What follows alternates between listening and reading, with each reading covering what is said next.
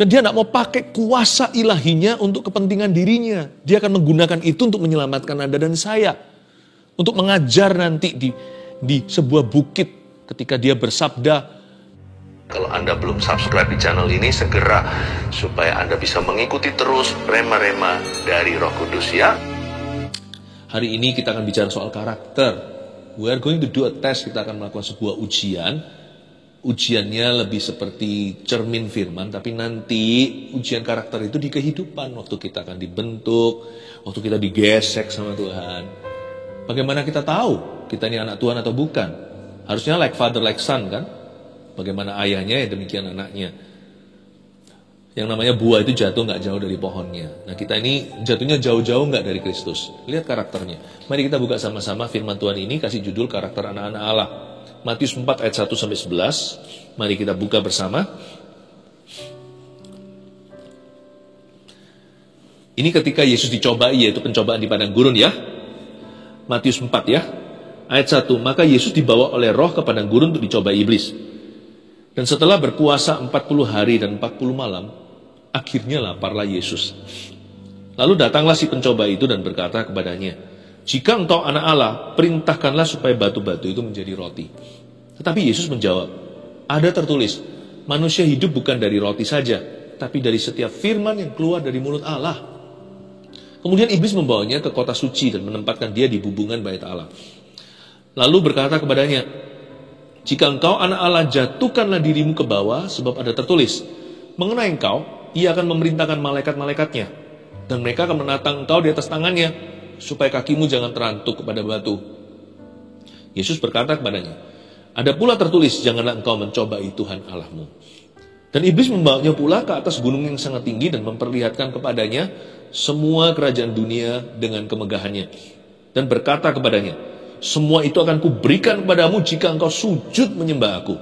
Maka berkatalah Yesus kepadanya, enyahlah iblis, sebab ada tertulis, engkau harus menyembah Tuhan Allahmu dan hanya kepada Dia sajalah engkau berbakti. Lalu iblis meninggalkan dia dan lihatlah, malaikat-malaikat datang melayani Yesus. Ayat 1. Maka Yesus dibawa oleh Roh ke padang gurun untuk dicobai iblis. Jangan salah berbicara ya. Kadang-kadang kita mengucapkan kata-kata yang keliru seperti ini. Oh, aku dicobai oleh Tuhan. Tuhan gak pernah mencobai ataupun dicobai. Semua yang baik, sempurna datang dari Bapa. Jangan sesat hati kita dan juga jangan sesat lidahnya. Yesus itu dicobai iblis, tapi dia dibawa oleh Roh. Dituntun oleh Roh Kudus ke padang gurun dan dicobai oleh iblis di sana. Roh Kudus itu menuntun, roh jahat itu mencobai. Kemana Roh Kudus tuntun, di situ juga ada pencobaan. Berkat pun bisa menjadi godaan. Kemenangan pun seperti Elia. Bisa ada jebakan. Bukankah Elia setelah menang, dia ngambek sama Tuhan? Maka Yesus dibawa oleh Roh, led by the Spirit. Tapi dicoba iblis, but tempted by the devil. Jadi kalau kita bicara, harus benar ya. Kita gak dicobai oleh Tuhan. Hidup kita dituntun Tuhan, dan kita menghadapi pencobaan. Untung kita dituntun Tuhan. Kita bisa kalahkan pencobaan. Bayangkan kalau Tuhan tidak menuntun kita, kita dicobai, kita pasti gugur semua, kita pasti jatuh tanpa pengharapan, gak mungkin bisa get up atau bangkit lagi. Dan setelah berpuasa 40 hari dan 40 malam, ini Yesus nih, akhirnya laparlah Yesus. Berarti tadinya, hari ke-39 pun belum seberapa lapar.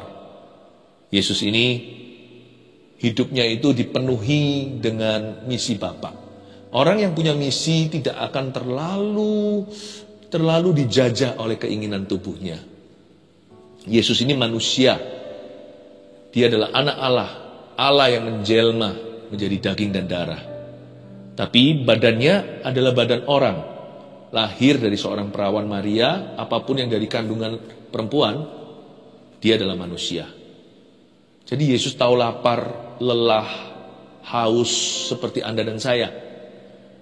Bukan berarti Yesus gak lapar, gak makan sekian lama. Tapi pikiran Yesus gak di sana. Saya tahu Tuhan Yesus sedang puasa.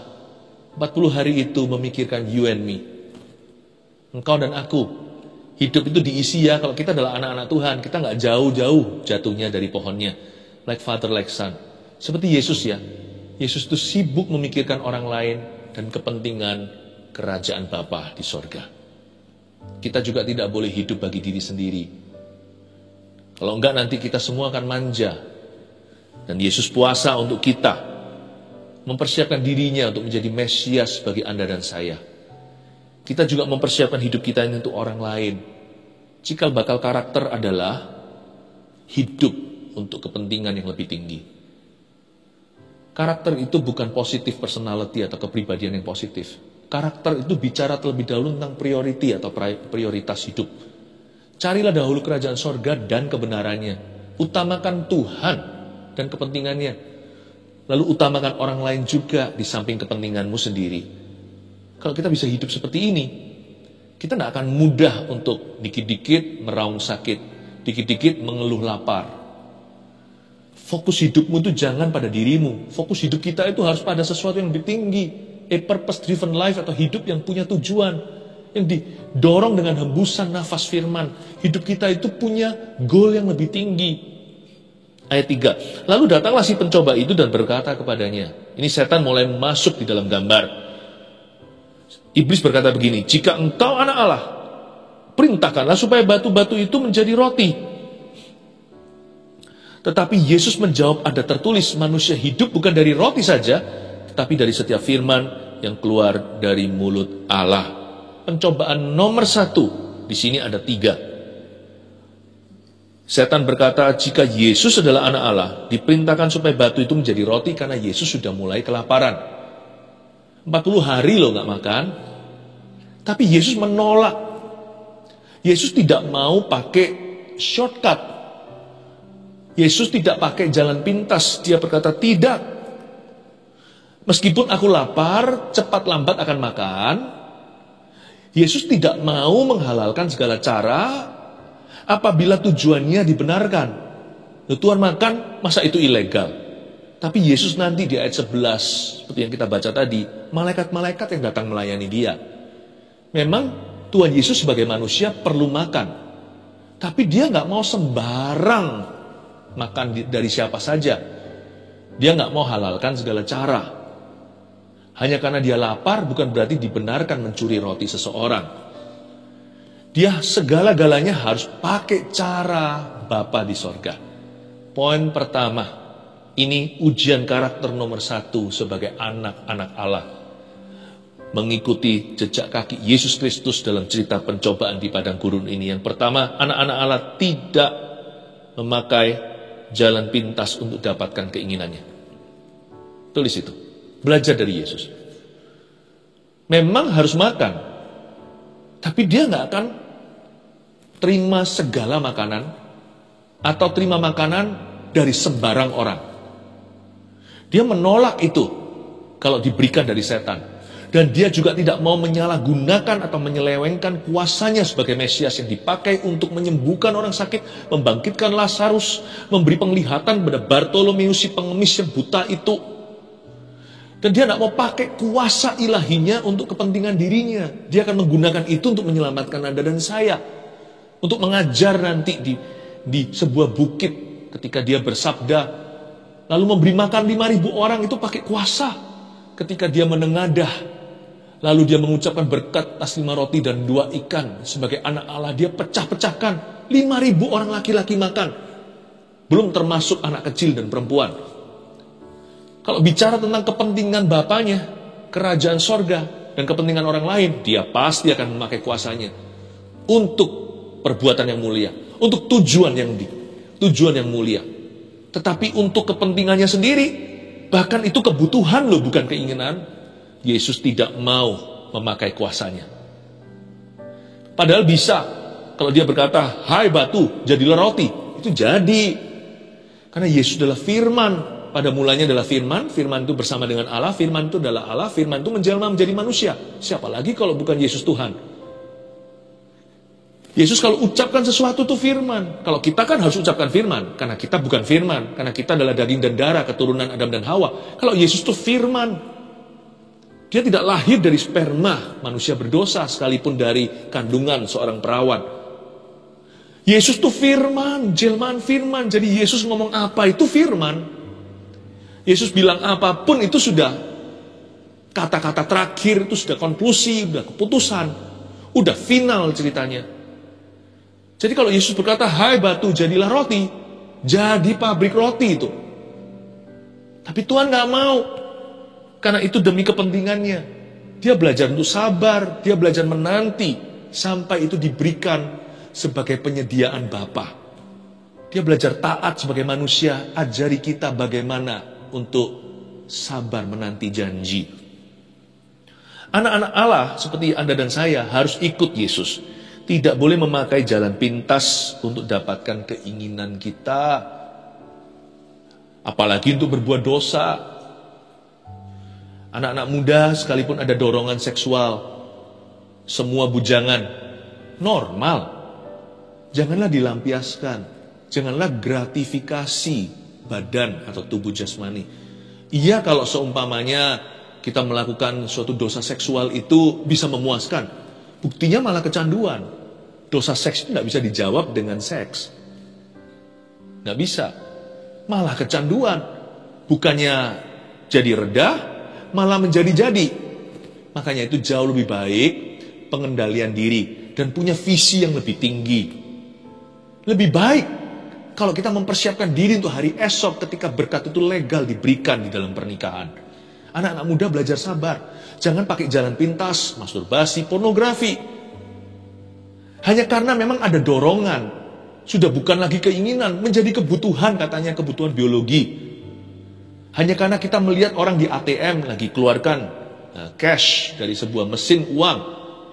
Kita kalau lagi nggak punya duit nih, kepingin sekali rasanya punya uang segitu, apakah diperbolehkan kita merampok? Hanya karena ada keinginan, bukan berarti diperbolehkan ada tindakan. Belajar untuk serahkan, maka keinginan itu nggak akan melebih-lebih, nggak akan berlebihan. Keinginan itu kan dapat dikendalikan kalau kita serahkan ke tangan Tuhan. Tidak lenyap, karena kita diciptakan demikian. Itu ada tujuannya nanti dalam pernikahan. Kalau kita menginginkan, misalnya seperti yang saya katakan tadi, mesin uang, keluarkan cash seperti itu di ATM mesin, itu mungkin bisa menjadi dorongan supaya Anda kerja rajin dan ulet jadi orang ketika dalam usahanya gigih berjuang agar supaya suatu hari diberkati. Karena firman Tuhan berkata, rajin itu pangkal berkat. Bukan untuk kita merampok. Jadi kita harus salurkan, bukan lampiaskan, salurkan dengan benar ke hal-hal yang dikatakan oleh firman adalah kehendak Tuhan. Salurkan secara positif. Karena kalau kita melakukan apa-apa hanya untuk gratifikasi atau memuaskan diri, nggak akan bersih. Bukan hanya merasa guilty, merasa tidak layak setelahnya, tapi kita menjadi ketergantungan. Karena itu jalan pintas bukanlah jalan keluar. Kalau orang yang sudah dewasa mau pakai jalan pintas supaya lekas kaya, malah jatuh ke dalam berbagai macam godaan, pencobaan. Kata firman Tuhan, orang demikian malah justru menyiksa dirinya dengan perkara-perkara yang tidak perlu. Dia akan masuk ke dalam penderitaan-penderitaan yang karena salahnya sendiri. Biasanya masuk dalam hutang piutang karena serakah, karena tergesa-gesa. Daripada begitu, pakai jalan pintas, kita harus selalu pakai jalan firman. Cara Yesus menjawabnya luar biasa. Jika engkau anak Allah, perintahkan supaya batu ini menjadi roti. Yesus tidak bersedia. Bukan hanya Yesus nggak mau, Yesus menjawab begini, ada tertulis manusia itu hidup bukan dari roti saja. Kita itu hidup nggak demi perut.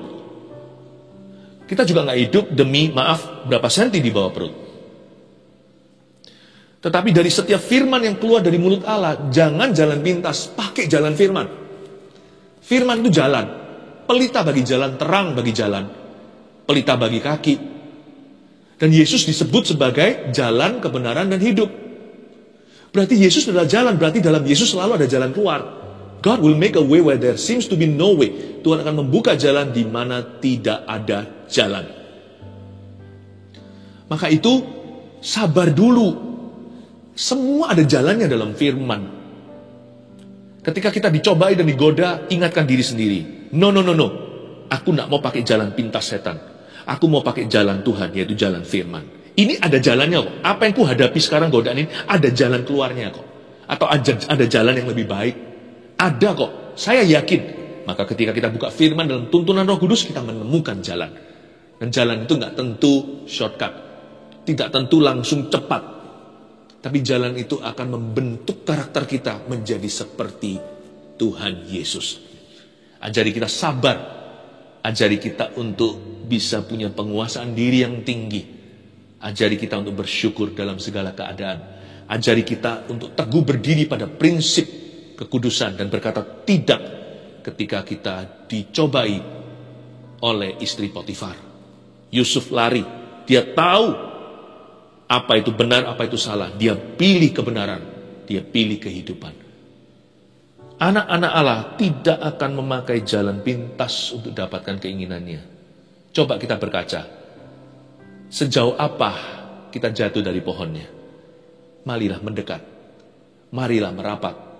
Lebih dekat lagi. Sehingga aku mau menjadi seperti Yesus. Itu menjadi kenyataan.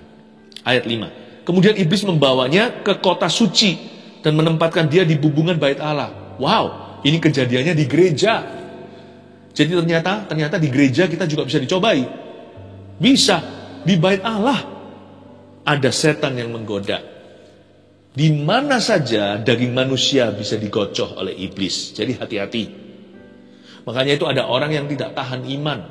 Cari Tuhan, tapi terlalu banyak godaan. Sehingga ketika digesek kanan kiri, kecewa sama manusia, tidak lagi ke gereja. Padahal ke gereja kita harus lihat Tuhan Yesus, bukan lihat manusia. Kemudian iblis membawanya ke kota suci kan, itu Yerusalem ya, dan menempatkan dia di bubungan bait Allah. Ini perkara supranatural terjadi padahal Yesus berada di atas sana. Yesus setelah dari sungai Yordan, dia pergi ke padang gurun, tidak jauh dari sana, masih di arah-arah utara.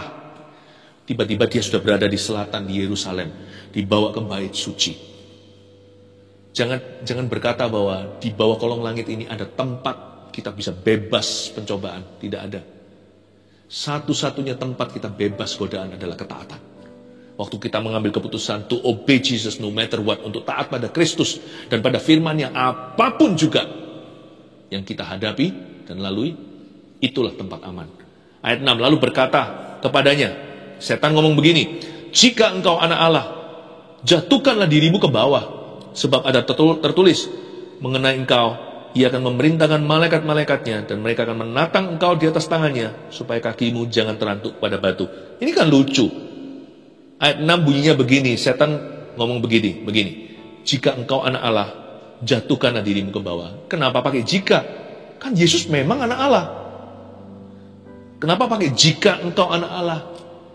Mereka kira mereka bisa memancing Yesus. Mereka kira mereka bisa memancing egonya, pride, atau keangkuhannya, harga dirinya. Dikira setan salah. Yesus aman di dalam Bapanya. Yesus aman dengan dirinya. Yesus tahu siapa dirinya sesungguhnya. Apakah kita tahu siapa kita? Karena itu orang yang selalu mau membuktikan diri selalu jatuh di godaan nomor 2 ini. Mari kita lihat sekarang poin kedua. Anak-anak Allah tidak perlu membuktikan dirinya. Atau mudah memanfaatkan jasa. Catatlah. Kita punya status itu sudah aman dalam Yesus. Kita nggak perlu punya sesuatu, dikurangi sesuatu pun asal itu sifatnya hanya materi, kita nggak berkurang loh nilainya di hadapan Tuhan. Emas itu mau diukir atau mau jatuh ke selokan, dia per gramnya sudah fix internasional. Harga internasional. Ya paling ada jasa ongkos aja kalau dijadikan perhiasan. Tapi nggak bisa berkurang. Mau dilumuri kotoran hewan pun dia tetap per gramnya ada yang mau. Apalagi kalau kiloan. Our worth, nilai kita itu tidak bergantung apa yang kita pakai, apa yang kita makan, sandang pangan papan, mobil yang menjadi kendaraan kita, atau yang melekat di tubuh kita. Tidak ada hubungannya. Atau titel-titel kita. Bahkan sebelum anak itu menjadi bocah, waktu masih janin, belum ada nama, dia suatu kehidupan, karena itu aborsi adalah membunuh. Tuhan sudah sayang dan itu sudah berharga, itu sudah orang. Kita itu nilainya tak terhingga, mulia, sebelum bahkan kita dilahirkan. Karena itu anak-anak Allah tidak perlu membuktikan dirinya. Status kita itu sudah fix dalam Yesus. Engkau berharga dan mulia dan aku ini mengasihimu, Yesaya 43. For I have loved you with everlasting love. Aku telah mengasihimu, mencintaimu dengan kasih yang abadi. Engkaulah anakku, barang siapa percaya kepada Tuhan, yang lama telah berlalu, yang baru telah datang, ia menjadi ciptaan baru. I'm a new creation. Aku adalah anaknya Tuhan. Yohanes 1:12 katakan, barang siapa menerima dia, diberinya kuasa untuk menjadi anak-anak Allah, sons of God. Jadi tidak ada nilai tambah apa yang kita miliki lebih di dunia ini. Itu semuanya kalau kita kalau kita diberikan sesuatu yang lebih, itu semuanya ujungnya adalah untuk ministry. Agar supaya kita berguna, agar kita menjadi berkat dan memberkati orang lain juga. Tidak ada nilai lebih, karena kita sudah maksimal nilainya, dibeli dengan darah. Kita ini dibeli agak overprice, agak berlebihan. Kan Yesus mati bagi setiap orang, sekalipun dia mati untuk seluruh dunia. Jadi kalau di dunia ini hanya ada satu orang saja yang berdosa, yaitu Anda, dia tetap akan mati di Kalvari. Bayangin, nilaimu dan nilai kita dengan nilai dia. Satu Yesus ganti satu kita. Berlebihan kan? Kembaliannya pun gak keruan. Saya lo sampah. Yesus itu pangeran sorga, pemilik bumi dan langit, menciptakan segala sesuatu. Anak Allah yang tunggal. Hah? Dia gantikan saya. Wah, kemahalan. Mestinya Yesus gak usah mati. Pingsan aja kemahalan untuk saya. Gak perlu sampai dibunuh, sampai menghembuskan nyawanya, nafas terakhir. Gak perlu itu, gak perlu sampai mati. Sekali aja Tuhan Yesus datang, lalu langsung naik ke sorga. Tidak perlu melalui salib. Hanya tilik aku aja saya sudah akan 1000-1000, berjuta-juta, miliar-miliar terima kasih. Siapakah aku ini? Allah hendak menilik orang seperti saya, mati untuk kita. Jadi kita gak perlu buktikan diri. Gak usah minder kalau kita lihat orang lain punya sesuatu lebih. Asal yang kita punya halal. Dan juga jangan sombong kalau kita punya lebih. Yang kita miliki lebih hanyalah uang ongkos ukir-ukiran saja. Nilai dasar kita per gram sama di mata Tuhan. Mau konglomerat atau seorang pengemis di jalanan, sama di mata Tuhan. Tuhan mati untuk kedua-duanya. Jadi gak usah membuktikan diri. Anak-anak remaja juga gak perlu rasa, wah gimana, tenanglah, lakon menang belakang. Kalau ada anak-anak muda yang dihina-hina sama temennya yang jor-joran, teman-temannya yang saingan masalah materi segalanya, tenang aja. Asal Anda sungguh-sungguh kelola kasih karunia yang ada di hidupmu, nanti suatu hari orang yang sombong itu mungkin bisa suatu saat bekerja di dalam company-mu. Saya selalu punya percaya, saya yakin anak muda kalau punya visi itu bahaya terhadap kerajaan setan. Karena dia tidak perlu membuktikan diri, dia adalah anaknya Allah. Orang seperti itu bawa janji Tuhan kemana-mana, berkat Tuhan menyertai dia, kebajikan kemurahan gak kurang-kurang. Selain itu tidak akan mudah memanfaatkan jasa. Kok bisa? Yesus disuruh pakai jasanya malaikat. Ayolah, kata setan, kalau kamu anak Allah, lemparin dirimu dong. Nanti kan akan ada pas pampresnya, kan ada secret service-nya Bapakmu di sorga, akan menatang engkau di atas tangannya supaya kakimu jangan terantuk pada batu. Yesus tidak mau memanfaatkan jasa malaikat. Padahal dia berhak, dia yang punya sorga, punya langit dan bumi. Yesus berkata, ada pula tertulis, janganlah engkau mencoba Tuhan Allahmu. Jangan gampang manfaatkan. Hanya karena orang berkata, gak apa-apa, datang aja. Kita jangan datang tiap hari. Kitab Amsal katakan nanti di out welcome. Dari welcome jadi out welcome. Welcome-nya out. Ya. Atau ada orang berkata, kalau perlu-perlu ya, hubungi saya. Dihubungi, padahal gak perlu-perlu sekali. Saya jadi orang belajar untuk ikuti tapak kaki Yesus. Kalau nggak perlu banget, kalau bukan untuk Tuhan atau untuk orang lain, saya biasanya nggak buka mulut. Tapi kalau orang lain dipertaruhkan, saya biasanya akan minta sama seseorang yang saya kenal, koneksi yang Tuhan beri, saya kata tolonglah, kamu tolong. Itu pun saya harus tahu dulu nolong apa, karena jasa orang saya hargai setinggi-tingginya. Jasa orang itu saya hargai, kebaikan hati mereka, kepercayaan yang mereka berikan itu saya hargai, itu setinggi-tinggi langit. Hanya berada di bawah worship saya akan Tuhan. Setelah worship penyembahan saya akan Tuhan, turun ke bawah itu, saya hargai kebaikan orang. Saya nggak pernah lupa orang yang berjasa di hidup saya. Nggak akan pernah. Apalagi ketika saya ada di dalam posisi terpuruk di bawah, itu saya nggak pernah lupa teman sejati itu siapa. Itulah keluarga sesungguhnya, nggak tentu berhubungan darah. Itulah sebabnya saya nggak main-main. Kalau orang memberi kepercayaan, ada apa-apa, hubungi saya. Saya tidak akan hubungi. Saya tidak akan gampangkan orang.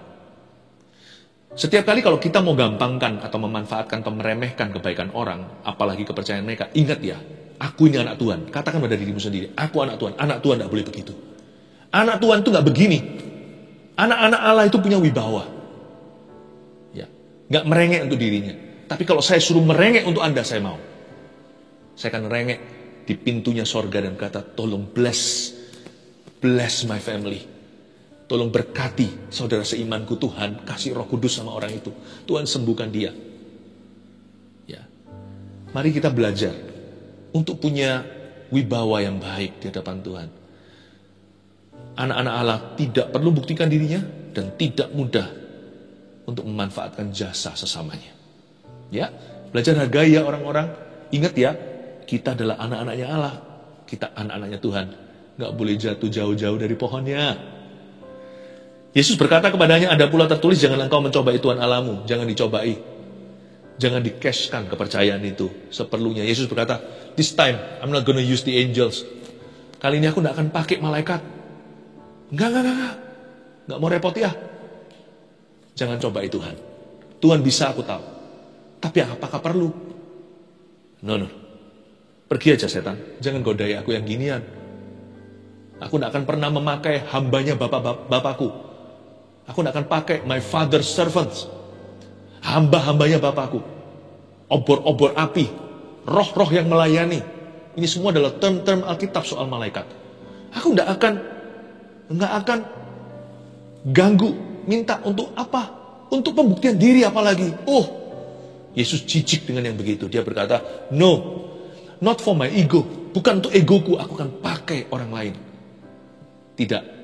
Dari sini saya melihat maha kasihnya juru selamat kita. Wah, bukan hanya sama manusia. Dia peduli pada ciptaannya, termasuk bala tentara malaikat di sorga.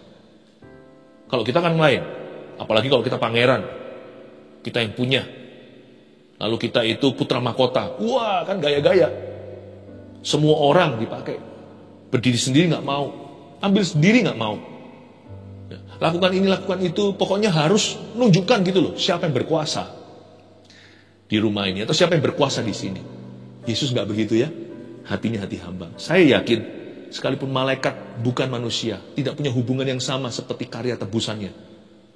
Saya kok yakin malaikat-malaikat itu semua minimal kagum, jikalau bukan cinta sama pangeran sorga, the darling of heaven, Jesus Christ. Bayangin kalau Yesus mati itu, yang sedih itu seluruh bala tentara sorga. Luar biasa. Karena Yesus itu gak sok-sokan.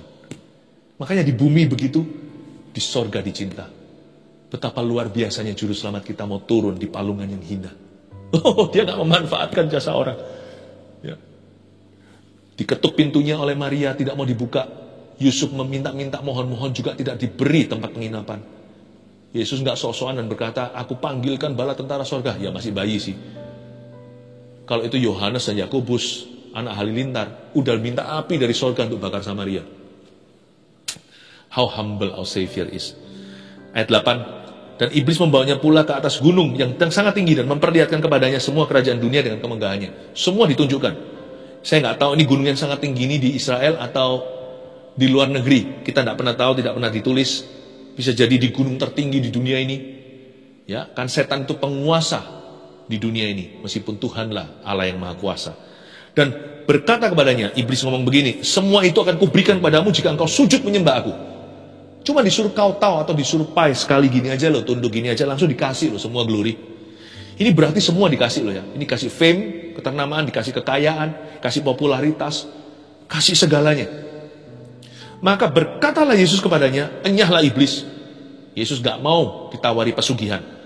Sebab ada tertulis engkau harus menyembah Tuhan Allahmu. Dan hanya kepada Dia sajalah engkau berbakti. Dan lalu iblis meninggalkan dia dan lihatlah malaikat-malaikat datang melayani Yesus. Akhirnya kan dilayani juga oleh malaikat. Malah lebih bagus. nggak ada efek sampingnya. Kalau dari setan, itu di belakangnya pasti ada jebakan. Ya, suruh teken tanda tangan jiwanya milik dia. Kalau kita itu terima tawaran setan, kita itu otomatis menjadi milik setan. Jangan main-main dengan toys atau mainan iblis. Yesus berkata, no, enyahlah. Dengan tegas dia berkata, engkau harus worship Tuhan, Tuhan Allahmu. Hanya kepada dia sajalah engkau berbakti. 3, anak-anak Allah tidak menukarkan bapaknya demi apapun yang fana. Berapa banyak anak-anak Tuhan, entah mereka pindah kepercayaan, meninggalkan Kristus karena iming-iming promosi atau kemudahan, fasiliti atau fasilitas, tapi sebagian juga karena kecewa, karena kepahitan. Ya sama aja, yang penting ujungnya sama kan, sama-sama meninggalkan Tuhan. Di sini kan Yesus ditawarin, kamu kalau mau sujud aja cuman sekali, mengangguk aja di hadapan setan, mau bungkuk sekali dong, sekali saja, tidak 2 kali. Maka aku berikan semuanya ini, popularitas, kekayaan dan semuanya. Yesus berkata, no, promosiku datang dari Bapa. Hanya tidak dihalalkan segala cara, karena berkat terbesar yang dunia tidak bisa tawarkan adalah keselamatan. Bahwa nama kita tertulis dalam kitab kehidupan, bahwa kita menyandang gelar anak-anak Allah, itu sesuatu yang harus kau pegang sampai akhir hayatmu. Kalau itu melayang, semuanya ini sia-sia, fana, berujung pada penghangusan. Hanya satu yang membuat kita bisa sampai ke sana.